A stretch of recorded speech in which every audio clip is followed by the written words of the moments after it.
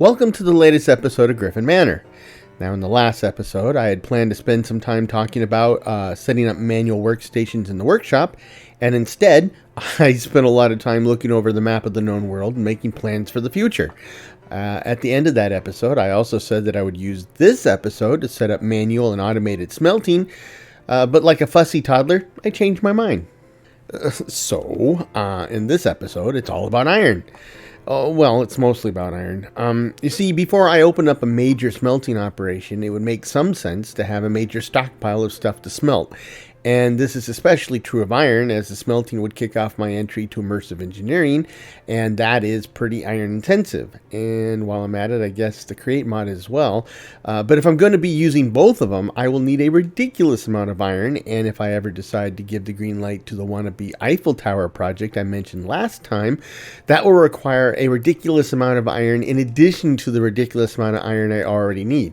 However, I will definitely need a whole lot of metal, including and especially iron. Luckily, I had done a little prospecting back in episode 9, and I found a patch of ground with 3 iron veins just a little ways north of the village of Andover. Now, using what I learned from building an extractor for coal on the estate, things that I learned through making thoughtful mistakes, I now have plans for a lucrative iron operation here. However, before I go full bore into that, I want to do a more thorough exploration of the local areas, see what other resources I might set up in the same way. In my most hopeful scenario, I would find veins of copper, zinc, and gold. But finding veins of redstone, lapis, emerald, and diamond would be very nice, of course, but I really don't foresee a need to collect massive amounts of that stuff.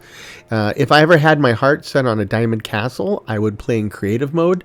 However, I will definitely need a whole lot of metal, including and especially iron. Therefore, the goals for this episode are: I want to explore the area closest to the estate in search of additional mineral and metal deposits, and I figure that I should check at least half a kilometer out. Now, I can go further if I have time and energy, but we'll just have to wait and see. I need to tap into the existing identified iron sources using ore extractors, and that is the practical side of it. But you should know by now that this series is also about the look and feel of the world, so there are a few sub-elements to this one that I want to specifically call out. Since the veins occur out in a relatively flat bit of ground, I will need to sink a vertical shaft, and that will require at least 1 lift for access. In addition, the folks working the site will need living quarters, so I'll need to craft those. Historically, places like this would have 1 or 2 managers or foreman types, and they lived a bit better and were paid a bit higher, so I'll craft a couple cottages for those guys. And I will probably add some limited workshop spaces. All of this stuff is a bit more scruffy than most villages would care to have within their borders, so at the moment, I'm thinking of populating this space separately to make a kind of mini village. And I might add workstations to the workshop I just mentioned so that some of these villagers would become merchants. Now, I'm specifically thinking of making these immersive engineering merchants because that seems like the type of guys that you would find at an industrial site like this instead of, say, the high street. Of course, none of this will be worth the effort without some power, so I will add a few semi-modern looking windmills to keep everything running. And another key goal is to figure out how to easily and efficiently get material from the mines and into main storage on the estate. Finally, I think it would make sense to run a dirt road from this worksite back to Andover.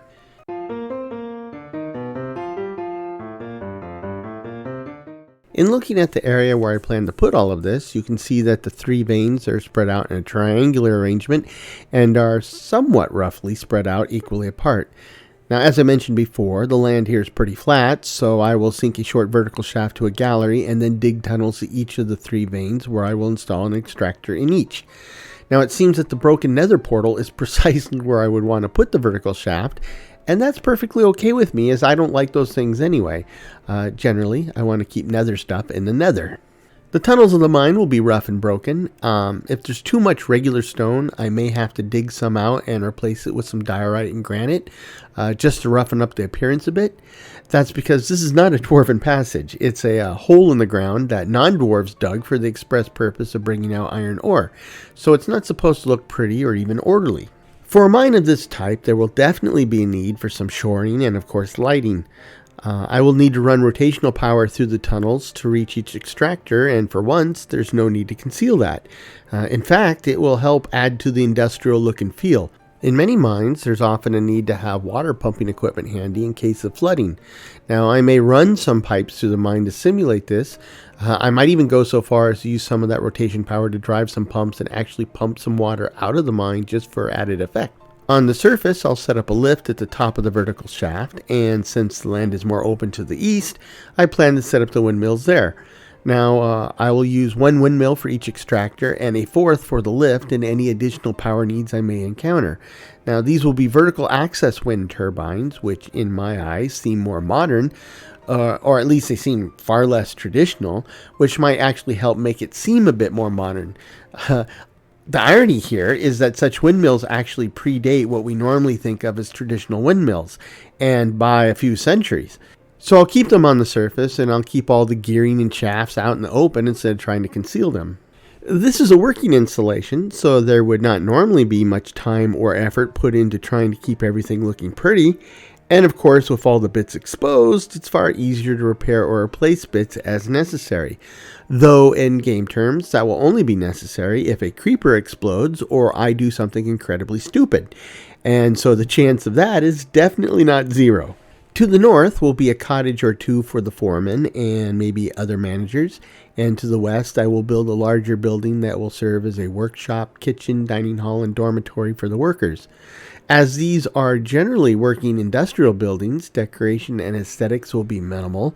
I will probably build entirely with brick, and I may try to install many tall vertical windows, as was common for industrial buildings of the era, to make the most use of the available natural light.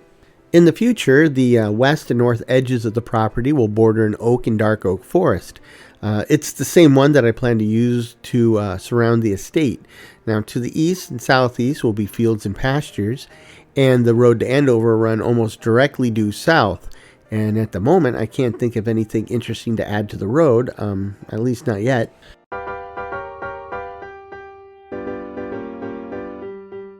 Technically, there's no need to do any of this underground. I could simply put the extractors on the surface and it would work just fine as long as they were in that particular chunk.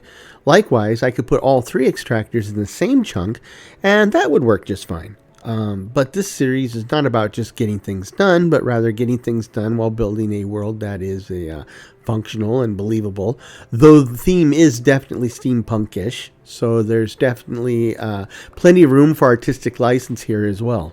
With that in mind, I think that when most of us hear the word coal mine or gold mine, we think it's a stereotypical horizontal shaft through the earth with a large wooden beam shoring up the roof and walls. And historically, that wasn't always the case, but it was the truth often enough to warrant the stereotype we have today.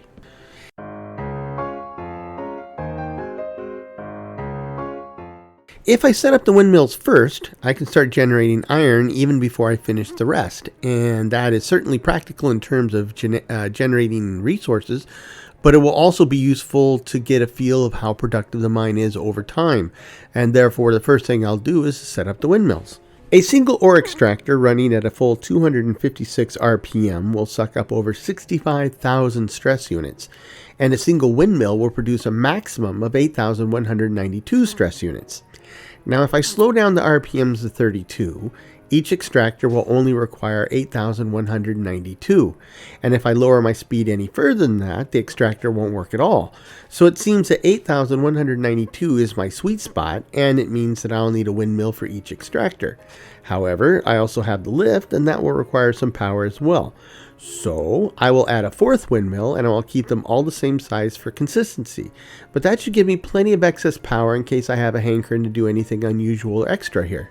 With the power in place and the extractors running, the next priority is the lift.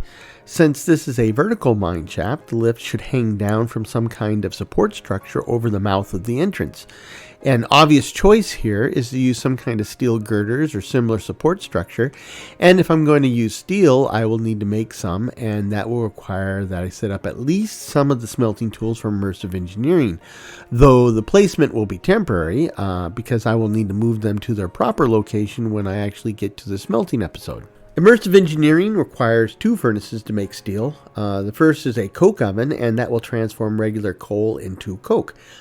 No, not that coke. Yeah, this coke. It also produces creosote as a byproduct, and the coke is then necessary to burn in the immersive engineering blast furnace to transform iron into steel, as well as another byproduct, slag. No, that's a slug. Yeah, that's slag.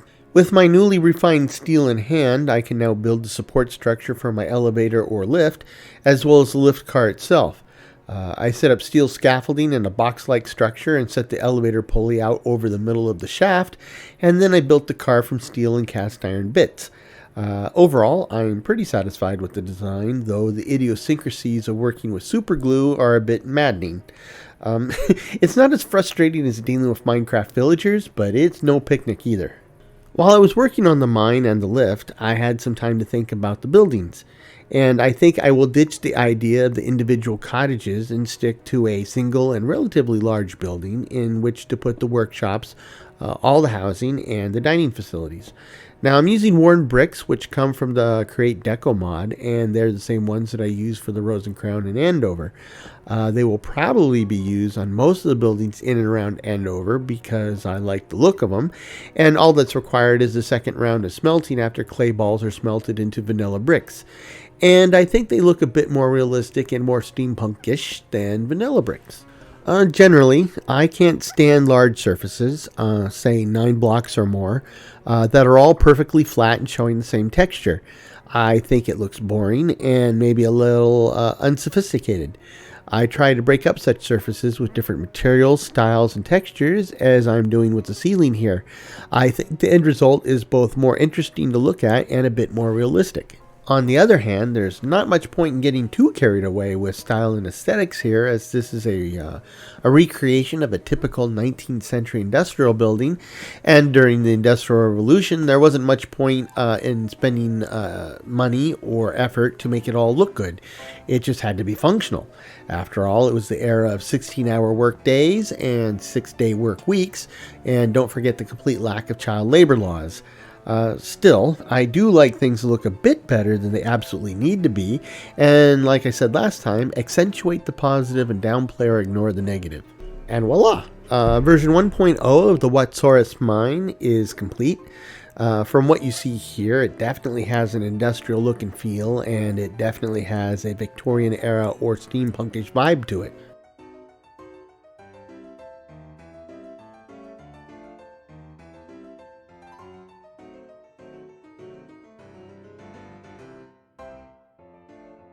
Taking the elevator down to the main gallery, which by the way is the only gallery, we can see how rough and broken up things are down here. Only the shoring gives us any sense of structure or regularity, and I ran the power down the sides of the tunnel, and I kept them behind the shoring to help prevent tripping hazards. Though I doubt anyone will come down here except me, but knowing me, the tripping hazard is ludicrously high. Incidentally, each of the extractors is dropping the results of their labor into chutes, which deposit the ore into a small storage drawers network that runs the material up to the drawer in the main building. Now, I had thought about using minecarts and or conveyor belts. It would have been cool, but I fear that may create too much of a performance hit for my poor system, and since this facility is so close to both the estate and Andover, there will be a lot more active bits within range in the near future, and while getting the iron ore is important, having all the bells and whistles here, i.e. the conveyor belt and or minecarts, isn't. At least not as important as the other stuff I'll soon build at the estate in Andover, so this was my compromise solution. As we enter the main building, we find ourselves immediately in the workshop area where I've set up the workstations for the Immersive Engineering mod, as well as some cabinets and other bits of miscellaneous storage. This is also where I'm storing all the output from the facility, and in a few moments I'll explain to you how I plan to get that stuff to the estate.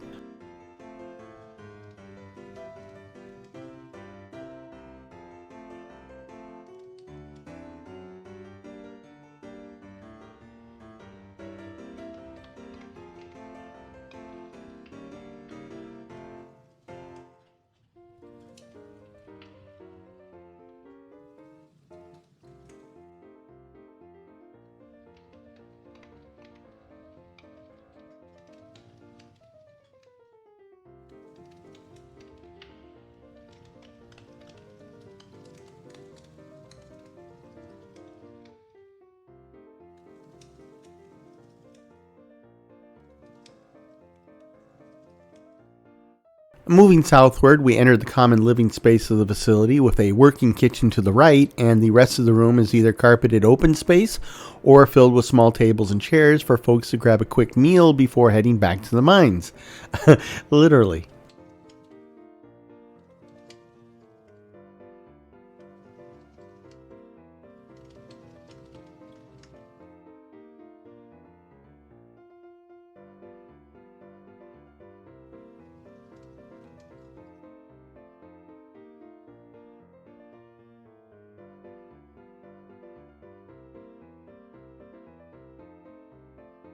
As we look around the room, we can see just how much of a difference the larger windows make. And on a beautiful sunny morning like this, it can transform this drab industrial building into something actually quite charming. The upstairs is generally less interesting. It's just a bunch of plain wood-paneled rooms with beds and end tables and lanterns. No frills accommodation for the folk doing the work, but again, if you stand near the window on a beautiful day, the place can seem much more livable and even lovely than it really is. That wasn't a goal, but I will certainly take credit for it nonetheless.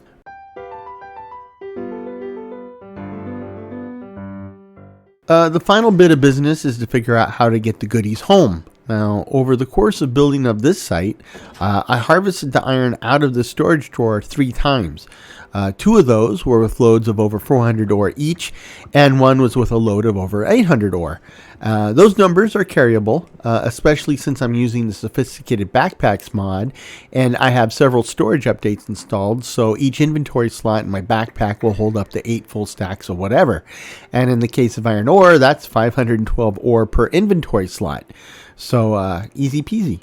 However, I don't plan to come back and harvest the iron on a regular basis. And so I've set up a storage drawer with 6 of the emerald capacity upgrades, which is to say it can now hold 192 times its original storage capacity. And that's a crazy number. And if I ever have to transport 50 or 60,000 iron ore, and I probably will, I wouldn't want to do it by filling my backpack and running back and forth. The solution to this is possible thanks to the design of the storage drawers themselves. By default, storage drawers that have contents can be picked up and the contents remain intact within the drawer.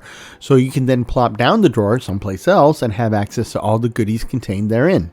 What I'll do here is to take advantage of that. When it comes time to harvest, I will come here with an empty but fully upgraded storage drawer, and then I will remove the existing drawer with all the iron ore and replace it with the empty drawer, which will then start filling up with fresh ore.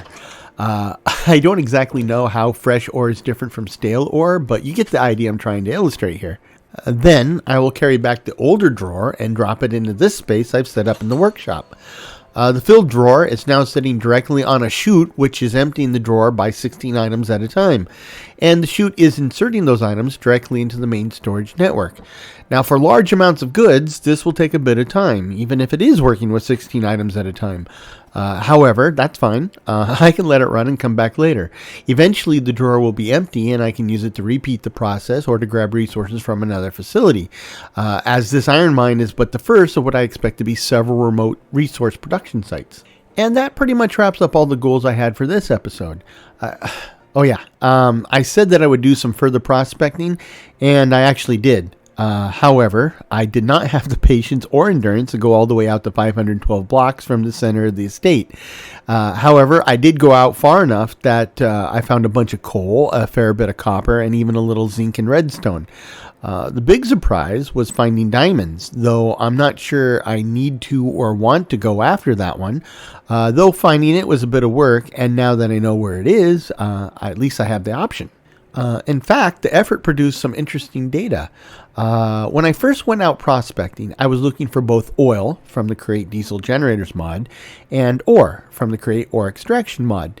Now, I found quite a bit of oil, so I quit looking for it as it seems to be fairly common.